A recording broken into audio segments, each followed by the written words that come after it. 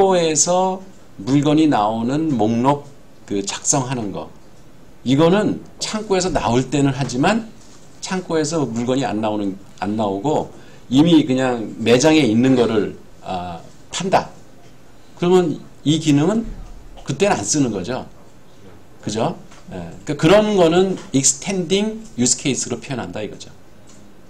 항상 주문이 올 때마다 쓰는 게 아니라 주문할 때는 무조건 place new member order는 그 작동이 되죠. 그 기능은. 그러나 웨어하우스 패킹 오더를 프린트하는 일은 특수한 경우에만 쓰는 거죠.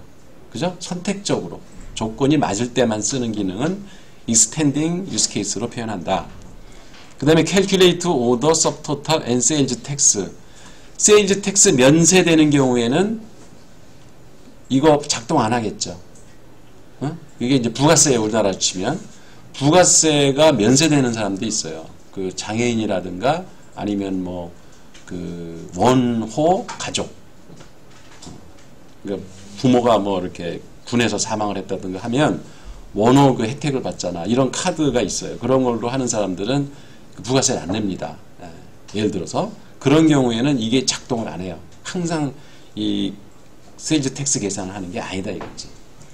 그래서 이렇게 특수한 경우에 선택적으로 실행되는 유스 케이스 기능은 익스텐딩이 되고, 근데 안 하는 건 아주 아니잖아. 그죠? 언제 어느 때는 또 필요하니까 그게 있는 거라고 그 시스템에. 그런 것들은 익스텐딩 유스 케이스가 되고, 어떤 일을 할 때 꼭 항상 거쳐야 되는 그 프로세스는 이 익스텐디드가 된다. 그게 왜 익스텐딩인지 익스텐디든지 그거 따지면 골치 되게 아파요. 그냥 기호가 그렇게 만들어졌구나. 이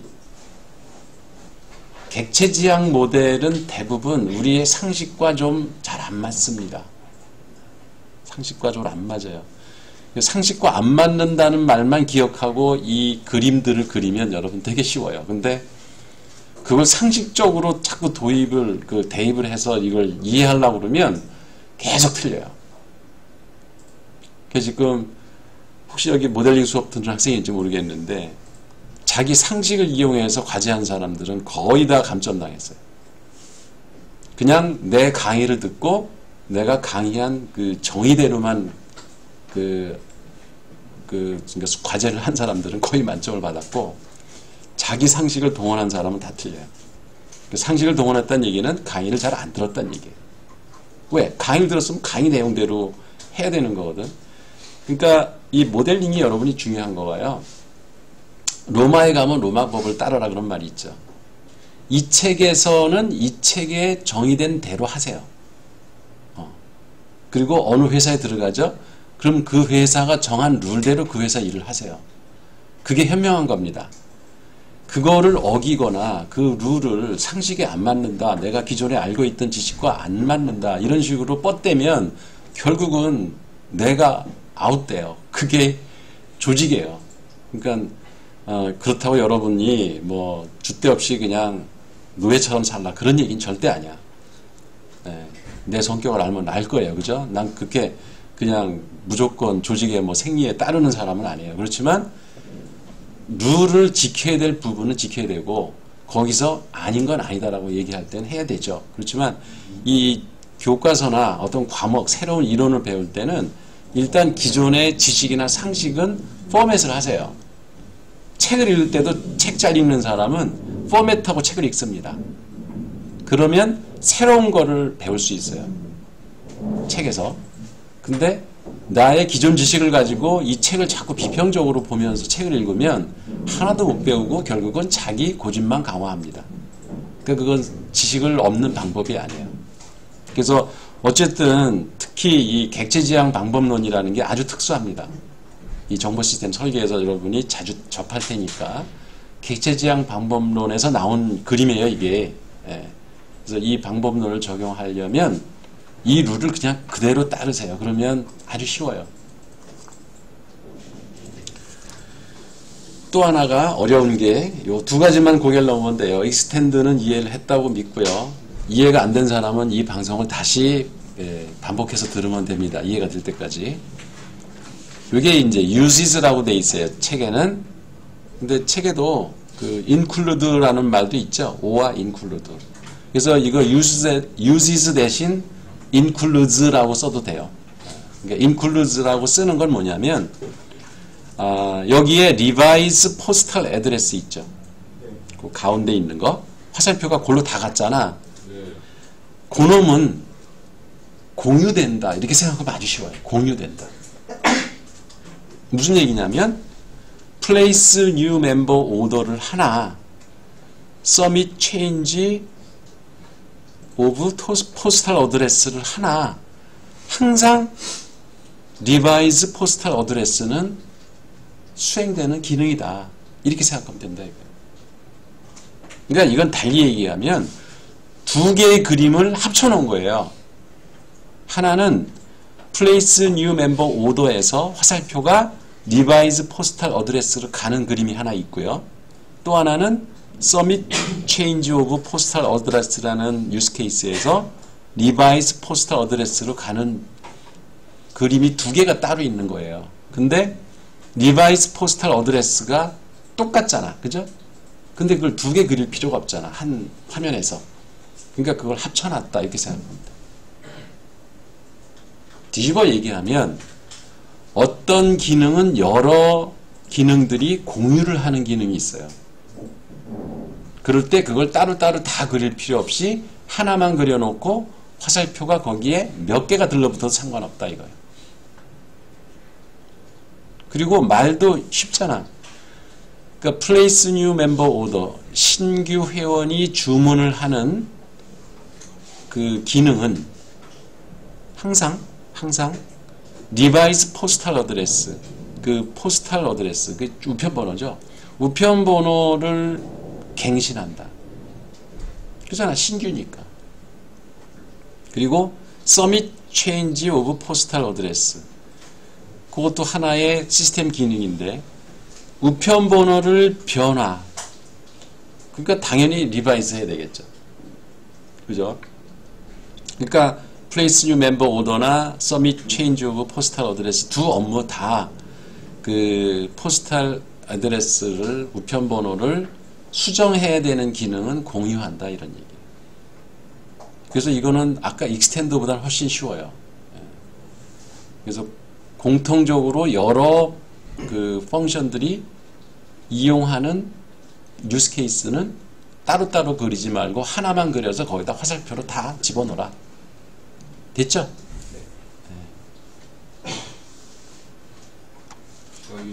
기능의 공유로 기능의 공유 그러면 어려워져요. 기능들이 공유하는 다른 기능. 그렇게 생각을 해야지. 그러니까 그것도 독립된 기능이에요. 그리고 쓸모있는 기능이고 자주 쓰는 기능이에요. 근데 extending, 아까 그 화살표가 나간 extend에서의 그 베이스가 되는 화살표가 나가는 그 기능은 걔는 없어도 돼, 어떤 때는. 항상 쓰는 게 아니고. 근데 여기 use case, 그러니까 uses에 나오는 그 기능은 아까 뭐 revise postal address, 걔는 늘 쓰는 거예요. 어떤 일을 하든지. 그런 차이가 있죠. 나온 것은 다 쓰이는 거라는 거죠. 그 어떤? 익스텐스랑 다르게 그 인클루드에서는 이렇게 앞으로 나아가는 방향, ing라고 그 일을 하려면 반드시 먼저 써야 되는 거지. 그 일을 해야 되는 거지. 꼭 필요한 존재들. 그치. 그 다음에 이거는 쉬워요. 다만 상식을 깨야 돼요. depends on이라는 그 어소시에이션 관계가 있는데 유스 케이스들 간의 선행 관계만 표현을 해요. 유스 케이스들 간의 선행 관계. 어떤 게 먼저 수행돼야 되느냐. 그러면 여기서는 이게 일의 순서가 되는 거예요. 그 화살표 방향이 여러분이 플로우 차트 그리면 상식적으로 이렇게 봅시다. 상식적으로 보면 이 그림은 여러분 뭐부터 시작할 것 같아요? 이렇게 그림을 그려보면 상식적으로 생각하면 어떤 일이 제일 먼저 수행되는 걸까요? 그죠? make a withdrawal 있죠. 그죠? 근데 위에 걸 봅시다. establish bank account. 은행 구좌를 연다. 그 다음에 make a deposit. 예금을 한다. 아니 근데 예금도 안 하고 은행 구좌를 트지도 않았는데 돈을 뺄 수 있나요? 없죠.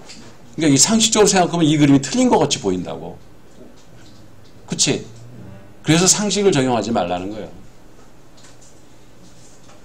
이거를 어떻게 보냐면 make a withdrawal 하려면 그러니까 이 돈을 빼려면 인출을 하기 위해서는 먼저 선행돼야 할 일이 돈을 넣어야 된다 이런 말이에요. 이 화살표의 의미가. 먼저 선행될 일이 뭐지? 그거를 가리키는 화살표예요. 그래서 그러면 예금을 해야지. 그랬더니 make a deposit. 예금하려면 그러면 또 무슨 일이 선행돼야 되지? 그러면 통장을 열어야죠. 구좌를. 그렇게 화살표의 방향은 그 일이 필요하다 이런 말이에요. 그 영어가 뭐라고 돼 있어요? depends on이죠. 네. depends on이란 말은 make a withdrawal이 그러니까 화살표가 나오는 데가 주어가 되는 거야. 그래서 make a withdrawal이 make a deposit에 의존한다 이런 말이야. depends on. depends on이면 내가 너에게 의존한다면 내가 중심이 아니라 너가 먼저예요. 그죠? 상대방 의존의 대상이 선행돼야지 내가 가능한 거예요. 뭘 할 수가 있는 거예요. 그래서 depends on 관계다 그러면은 이 화살표가 make a withdrawal, 맨 처음에 시작되는 놈이 그 다음 거에 종속돼서 일을 하는구나 이렇게 생각하면은 별로 어렵지 않아요. 이거는. 아니 그리고 상식적으로 내가 이렇게 내용을 봤을 때 거꾸로 생각하면 돼. 상식하고 안 맞는다 그러니까는 그려놓고 이상하다 그러면은 야 이거 화살표 거꾸로 순서대로 하면 돼. 이렇게 생각하면 더 쉬워. 여러분이 상식이 있다면 그죠? 그래서 이 화살표 방향대로 가면은 거꾸로 생각해서 먼저 뱅크 어카운트를 열고 establish 그 다음에 make a deposit 예금을 하고 그리고 인출을 해라. 그래서 일의 진행 순서를 가리키는 겁니다. 근데 여기서 한 가지 이제 여러분이 기억해 드릴 게 이게 일의 순서대로 이 그림을 그리라고 하니까 여러분들이 유스 케이스 다이어그램이 되게 지저분해져요. 그러니까 무슨 일을 하려면 뭘 하고 그 다음에 뭘 하고 이런 화살표를 계속 그린단 말이야. 물론 꼭 필요할 땐 그려야 되는데 데이터베이스로 연결되는 건 그리지 마세요. 그러니까 여기는 지금 depends on 관계를 보여주려고 이런 예를 그림을 그려놨지 실제 여러분이 유스 케이스 다이어그램 그릴 때는 이런 거 그리지 않아도 되는 경우가 많아요. 무슨 얘기냐면 뱅크 어카운트를 먼저 등록할 거 아니야. 그죠? 그러면 구좌번호가 생겼어요. 어디에 생겼을까요? DB에 생겼죠. 그러면 여러분은 유스 케이스에서 옮겨 다니질 않고 DB를 통해서 화살표가 옮겨요. 그죠? 그러니까 그 다음 사람이 예금을 할 때 make a deposit 예금을 할 때 그 통장 번호를 갖고 와서 하는 게 아니라 그 DB에 있는 놈에다가 내가 돈을 넣어요. 그죠? DB에 접속을 한다고. 그 다음에 돈을 뺄 때도 넣은 거를 그 기록을 갖고 내가 돈을 빼는 게 아니라 데이터베이스에 있는 데이터를 보고 내가 돈을 빼요. 그래서 데이터베이스는 이 그림에 안 나와요.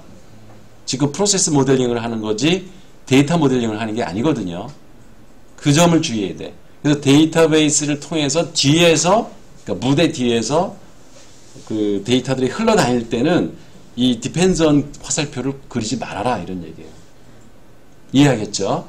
그러니까 데이터베이스화가 안 돼 있으면 어떻게 돼? 여러분이 그 새마을금고 옛날에 전산이 도입되기 전에는 내가 통장을 개설하잖아요. 그러면은 처음에 거기 앞에 개원 아가씨가 통장을 수기로 써줍니다. 타이핑을 하든지 해서 그냥 전산에는 아무런 것도 컴퓨터가 없어. 근데도 새마을금고에서 거래를 하거든요. 그럼 돈 받고 통장에다 이렇게 도장 찍어가지고 내줘요. 그럼 그 다음에 갈 때는 그 통장을 가져가야 예금도 할 수 있고 돈도 뺄 수 있어요. 전산하고 아무 상관없이. 그때는 그림을 이렇게 그려야 돼요. 이게 수작업을 할 때는. 그죠? 근데 데이터베이스화가 되면 이 화살표가 필요가 없어요. 그 뒤에서 다 백그라운드에서 일이 진행되기 때문에. 그래서 혹시 여러분이 그 유스케이스 다이어그램 그릴 때 그냥 일의 순서에 따라 다 화살표를 그릴까봐 염려가 돼서 팁을 줍니다. 이 경우에는 메이커 대포스만 그려야 되는 거예요. 예시 하나만. 안 그래도 되는 거예요. 화살표 3개 다 없어도 돼요. 여기서는 2개 다 없어도 돼요. DB로 다 작업할 때는. 그 다음에 이제 이게 객체 지향 모델에서 중요한 게 인헤리턴스라는 말 들어봤나요? 인헤리턴스. 이게 상속이란 뜻이에요. 상속. 상속이란 얘기는 자기보다 계층이 높은 놈이라니까 좀 그러네. 사람의 예를 들면은 우리 부모가 나보다 계층이 높잖아. 그러니까 나는 부모의 그 속성을 다 상속받았죠. 그죠? 아빠가 키가 크면 나도 크고, 뭐, 이빨이 튼튼하면 나도 튼튼하고, 그런 유전자를 상속받아요. 그거를 인헤리턴스라고 그래. 그래서 이 객체지향 모델에서는 클래스라고 하는 놈이 제일 높은 거거든요. 그래서 클래스에서 어떤 오브젝트, 객체가 파생이 되면 그 클래스의 모든 성질을 다 상속을 받습니다. 그런 관계가 이 유스케이스 다이어그램도 이게 객체지향 모델 방법론이기 때문에 여기서도 적용되는 부분이 있다는 거예요. 그래서 이거 뭐 문장 봐야 어렵고 쉽게 얘기하면 이런 거예요. 여기 이 그림에서 보면 비지터가 있고 패트론이 있어요. 비지터는 방문객이에요. 그러니까 쇼핑몰을 이렇게 그냥 둘러보기만 하고 나가는 사람이 있잖아. 그게 방문객이야, 비지터. 근데 그 중에 내 물건을 사겠다 그러면은 회원으로 가입하죠. 그게 패트론이에요. 그러니까 비지터는 방문객이고 패트론은 우리 고객이에요. 그러면 비지터가 하는 일은 apply for membership, 그 회원에 가입하는 거예요. 그죠?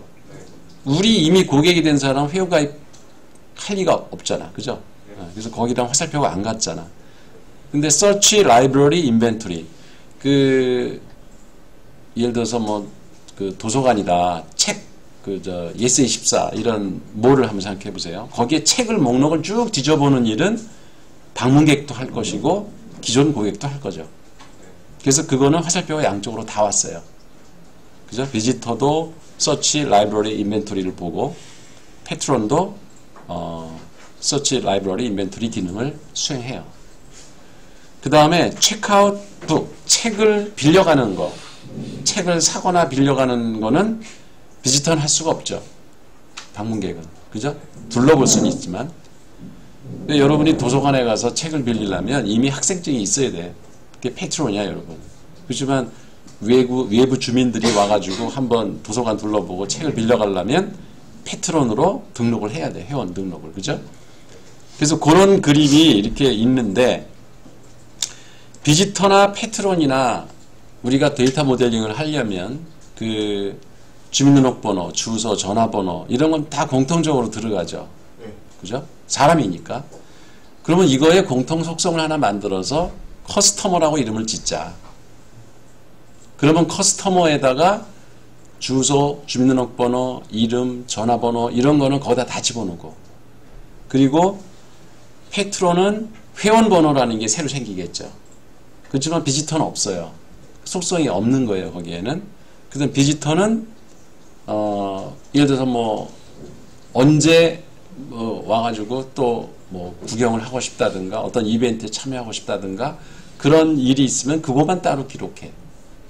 그러니까 속성이 다른 거죠. 이 비지터와 패트론 사이에 그런 것만, 다른 속성만 따로 기록하는 거예요. 그게 이제 객체지향 데이터 모델링을 할 때 적용하는 방법인데, 여기서도 이 액터가 비슷한 종류의 액터면 이거를 상위로 개념을 하나 만들고, 여기서는 커스터머를 만들고, 페이트론이나 비지터는 걔로부터 이렇게 파생된 걸로. 자, 이 파생되면 화살표가 부모에서 자식으로 가야 되겠죠. 근데 그림 보세요. 또 거꾸로 돼 있죠. 그러니까 이 상속을 누가 받았냐, 어디서 받았냐 이런 의미를 생각을 해야 돼. 그러니까 페이트론의 중요 속성을 어디서 상속받았냐 그러면 커스텀에서 받았다. 그래서 화살표가 글로 간 거예요. 그래서 객체지향은 상식을 전부 거꾸로 생각하면 다 맞아요. 그러면 그림이 더 복잡해진 것 같지만 이건 액터가 3명이 됐잖아. 그죠? 그렇지만 나중에 여러분 유스케이스 다이어그램 그려보면은 이게 훨씬 그림이 간단해집니다. 이렇게 상위계층을 만들어서 화살표가 가는 게 상위계층이 가야 할 놈은 공통적으로 적용되는 데는 거기서 화살표가 가면은 한꺼번에 다 해결이 돼요. 그렇잖아. 2개의 액터에서 2개씩 이렇게 계속 가는 것보다 걔를 모아서 하나가 대표로 가는 게 훨씬 수가 적겠죠. 그래서 이런 그림 그리는 방법을 만든 거예요. 고민들 많이 하고 만든 거니까 따라줍시다. 그래서 유스케이스 모델링을 하는 과정 1, 2, 3, 4 첫 번째가 identify business actor. 비즈니스 액터를 찾아내라. 그러니까 여러분이 지금 정보 시스템을 사용할 사람들을 찾아야죠. 먼저. 두 번째, 유스 케이스를 찾아라. 동사를 찾는 거예요. 액터는 품사가 뭘까요? 액터. 명사예요. 사람이니까 시스템 이름, 조직 이름 다 그런 거니까 그건 명사고 비즈니스 유스 케이스는 동사예요. 행위. 그 기업의 활동이에요. 이거는. 그 다음에 세 번째는 다이어그램 그리고 네 번째 그 그림을 설명해라. 이런 얘기예요. 뭐 이건 별거 없죠. 그래서 액터를 찾는 법 그건 간단하죠. 뭐 정보 중심으로 생각하면 돼요. 이 정보 시스템에 데이터를 입력하는 사람인가 또 출력을 정보를 갖다 쓰는 사람인가 그런 사람은 다 액터가 되는 거죠. 그래서 그거는 noun 명사로 이름을 지어라. 그래서 여기 예가 있고요. 여기 보면 뭐 클럽 멤버, 패스트 멤버, 지나간 과거 멤버, 마케팅 부서죠. 이건 오거니제이션. 마케팅이 아니라 마케팅 디파트먼트예요. 그 다음에 멤버 서비스 디파트먼트, 디스트리뷰션 센터, 유통부죠. 유통부 또는 창고 이런데. 그 다음에 어카운트 리시버블. 이거는 그 외상 매출금 담당자, 그러니까 회계 파트예요. 그리고 액터는 사람이나 조직인데 그거 말고 사람이 그러니까 시간이 될 수도 있다. 시간이 정보를 제공하는 거죠. 그렇잖아. 시간이 도래하면 어떤 보고서가 나가거나 어떤 정보 시스템이 자동적으로 처리를 해야 되는 명령을 주는 거기 때문에 걔도 액터로 친다 이런 얘기예요. 그럴 때는 점선을 그려요. 아까는 왜 다 실선이었잖아. 화살표가. 시간일 때는 점선을 그려요.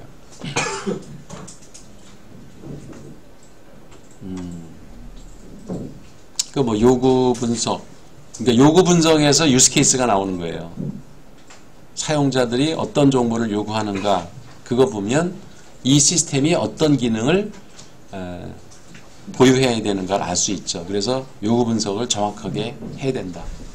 그러니까 여러분이 지금 그 프로젝트에서 그 업무 분석을 하는 게 바로 이 부분이에요. 자, 이 그림은 사실 9장에 나오는 그림이에요. 이게 프로세스 모델링에서 나올 그림인데 이게 이 유스케이스 다이어그램하고 상당히 유사해요.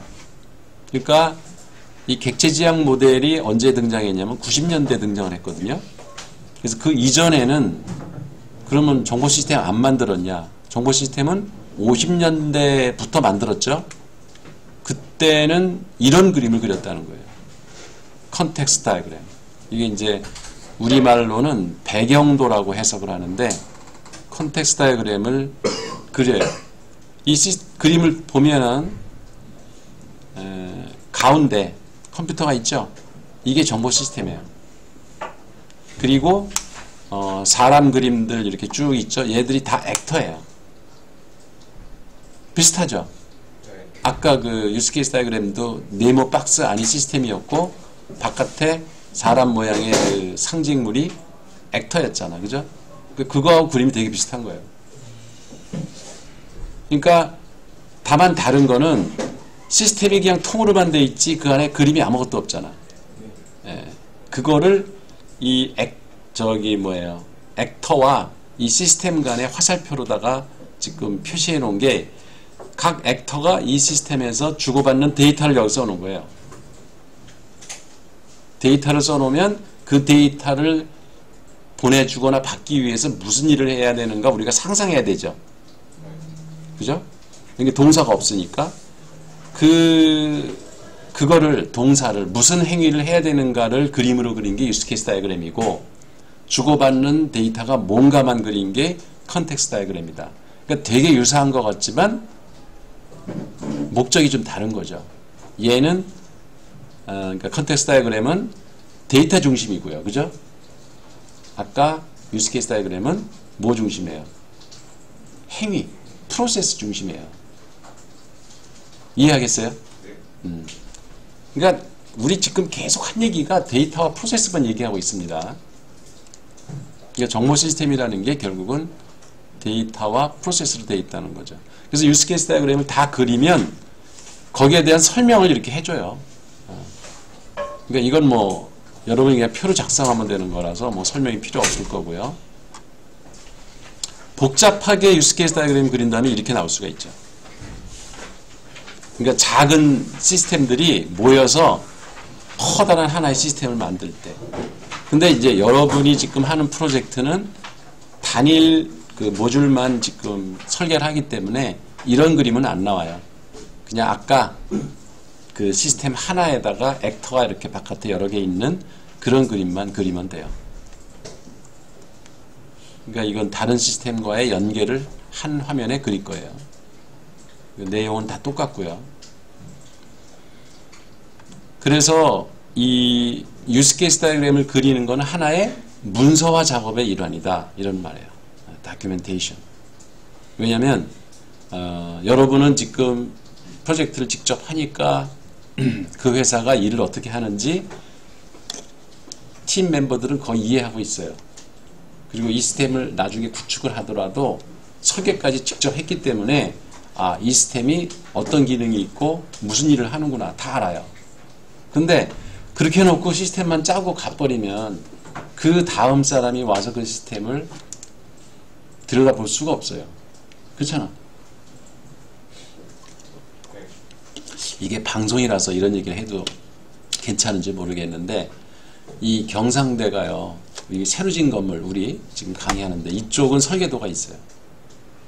설계도가 문서로 다 있어요. 그래서 이 천장에 전기줄이 어디로 지나가고 수도관이 어디로 지나가는지 다 알아요. 인터넷선이 어디로 지나가는지 그 설계대대로 뚜껑만 열면 다 찾을 수 있어요. 근데 저쪽 구관 교수연구실 있는 저쪽은 없어요. 그게 설계도가 없어요. 희한해요. 그래가지고 거기에 무슨 난방공사 하고 올 때 막 전기선을 건드려가지고 수업 시간에 막 전기가 다 나가고 수도관이 터져가지고 어떤 교수 연구실에 책이 다 젖고 막 이런 일이 있었어요. 근데 여러분도 혹시 사는 집에 설계도가 있는지 없는지 아마 20, 30년 된 건물이면 설계도 없을 확률이 되게 높아요. 그냥 동네 건설업자가 지으면 그런 거 없이 져요. 머릿속에서 구상을 하고. 대단한 모델러죠. 그죠? 근데 지금은 다 설계도를 의무적으로 작성하도록 돼 있죠. 그래서 구청에다가 설계도를 다 제시를 해야 건축 허가가 나고 건물을 질 수 있죠. 그러니까 우리가 지금 이렇게 문서를 제가 그 여러분한테 꼬치꼬치 설명을 하면서 자세히 하라고 하는 게 이게 다 문서화예요. 여러분이 작업한 그 과정을 전부 기록을 해놔야 나중에 그 시스템을 관리할 사람이 봤을 때 이런 순서대로 이 시스템이 만들어진 거구나. 그 과정을 알아야 된다는 거예요. 그래서 유스케이스 다이어그램도 그냥 그림만 델렁 그려놓으면 물론 똑똑한 사람은 알아보죠. 근데 이게 어떤 근거로 용어를 무슨 의미로 썼는지 이런 거를 하나하나 설명해주는 설명서가 필요하다. 그 실무에서는 뭐 그런 거 시방성 뭐 이러더라고. 그런 거예요. 그래서 여기에 place new order라고 아까 한 뭐 유스 케이스가 있었죠. 그 유스 케이스의 상세 내용을 쓴 거예요. 그 아이디도 부여하고 뭐 MSS BUC 002.00 그 다음에 우선순위 그 유스 케이스가 되게 중요한 거다. 하이 그리고 소스 이건 어디서 왔느냐 requirements 요구 분석에서 왔다. 그리고 프라이머리 비즈니스 액터 이 유스 케이스를 가장 많이 쓰는 액터는 누구인가? 그럼 클럽 멤버다. 이런 식으로 그 유스 케이스에 대한 상세 설명을 붙여놓은 표예요. 그러니까 이거는 여러분이 요 양식대로 내용만 채워놓으면 돼요. 그리고 그거에 대한 설명도 있고요. 그런 예들이 쭉 나와 있죠.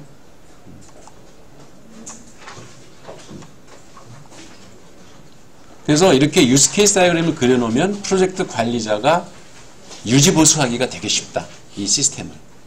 그런 얘기를 한 거고요. 그리고 비용이나 이런 거를 산출하기가 상당히 정확하게 할 수가 있다.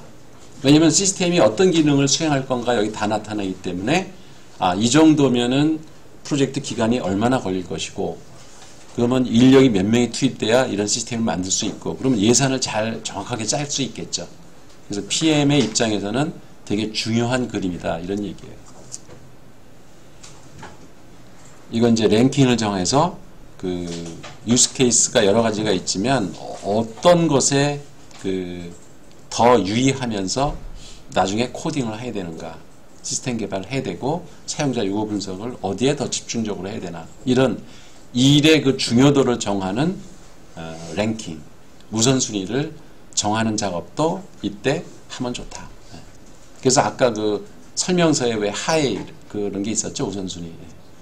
그래서 그 하이라고 되어 있는 놈 먼저 분석도 설계도 먼저 해야 되는 거죠. 그리고 시간이 부족하면 로우라고 되어 있는 놈은 이 시스템 기능에 들어가면 좋겠지만 예산이 적거나 시간이 부족해서 안 들어갈 수도 있는 거죠. 그래서 이런 우선순위를 요약한 표예요. 이건 별로 그렇게 중요한 문서는 아니에요.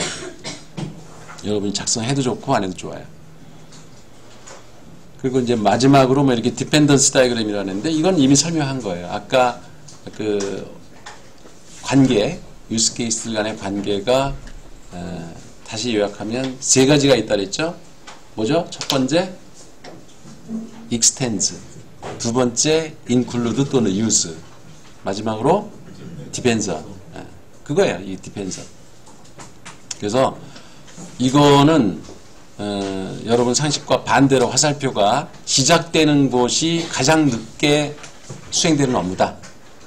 그러니까 여기서 보면은 맨 앞에 있는 Establish New Member Subscription Program 이 일을 먼저 해야 그 다음에 Submit Subscription Order가 행해질 수 있고 그 일이 먼저 돼야 Place New Order나 Generate Daily 뭐 10, 30, 60 Day Default Agreement Report가 수행될 수 있다. 이런 의미라는 거예요. 그래서 일의 진행 순서를 그릴 때는 Depends on을 써서 표시하면 된다. 이런 얘기입니다. 네, 이게 끝이에요. 그죠? 네, show is over. 끝났습니다. 방송을 종료합니다.